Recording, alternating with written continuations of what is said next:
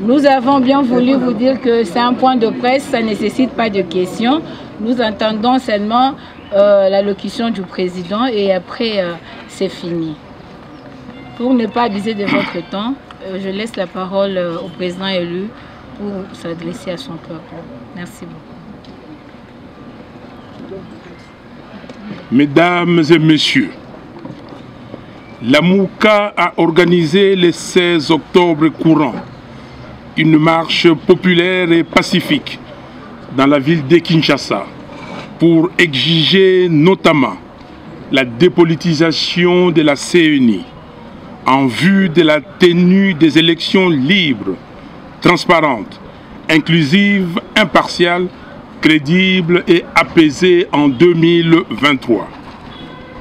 L'adhésion massive de la population à cette revendication à travers une mobilisation sans précédent était en fait un référendum contre le pouvoir illégitime en place et surtout contre la procédure dolosive des désignations des membres de la CENI entreprise à l'Assemblée nationale sur fond de corruption, de débauchage, des menaces, d'intimidation, des chantages et des victimisations. Plutôt que d'entendre raison et suivre la voix du peuple, M. Mbosso a témérairement décidé de défier tout le peuple congolais en faisant entériner de manière cavalière et théâtrale une liste incomplète des membres de la CENI avec à sa tête M. Denis Kadima, un proche de M. Félix Tshisekedi.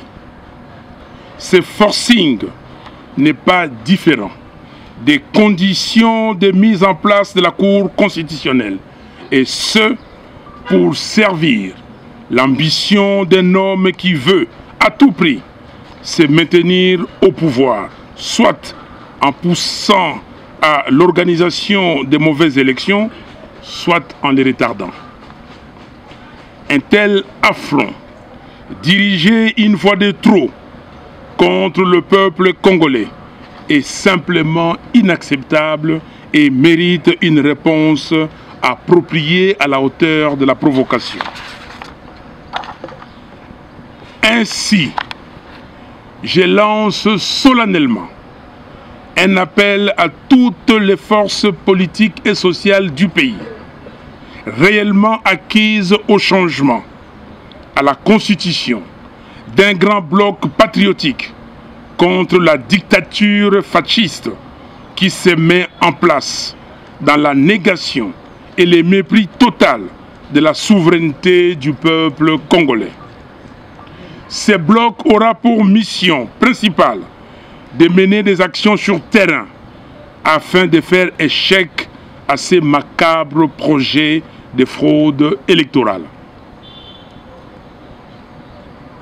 Chers compatriotes, je saisis cette occasion pour déplorer et condamner de la manière la plus ferme l'agression de nos militants le 16 octobre par les intolérants bien identifiés, laquelle agression a occasionné des blessés graves et malheureusement causé la mort hier 18 octobre de notre camarade et compagnon de lutte Davin Kalala, membre de l'ESID. S'il vous plaît, je vous invite à une minute de silence pour honorer sa mémoire.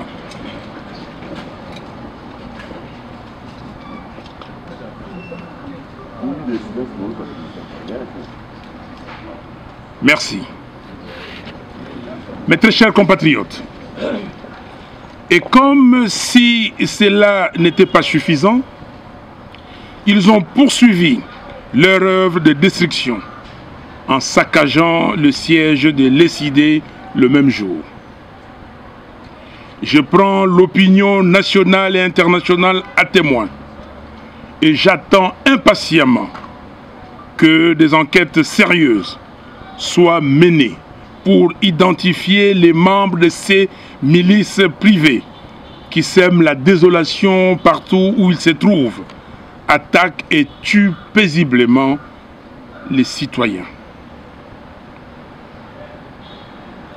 Comme je l'avais annoncé à la fin de mon adresse lors de la clôture de la marche du 16 octobre, je demande au peuple congolais de se tenir prêt pour de grandes manifestations qui seront organisées sous peu en vue de défendre et faire triompher sa souveraineté. Mes très chers compatriotes, l'histoire de notre pays renseigne qu'à des moments clés de notre marche comme peuple, nous avons prouvé à la face du monde que nous sommes capables de nous prendre en charge pour changer les cours de l'histoire. Rappelez-vous les événements du 4 janvier 1959, la marche des chrétiens du 16 février 1992, la marche du 2 juin 2004, les manifestations de la semaine du 19 au 25 janvier 2015, ainsi que le préavis du 19 septembre 2016. Il n'y a pas d'autre alternative aujourd'hui. Nous devons sauver le pays. Nous devons sauver l'ordre démocratique fixé dans la Constitution. Nous n'avons pas le droit de nous résigner, ni d'accepter une quelconque autocratie dans notre pays.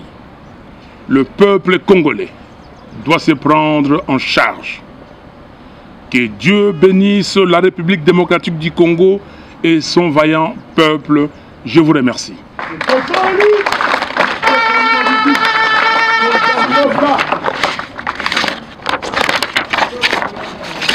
Merci beaucoup.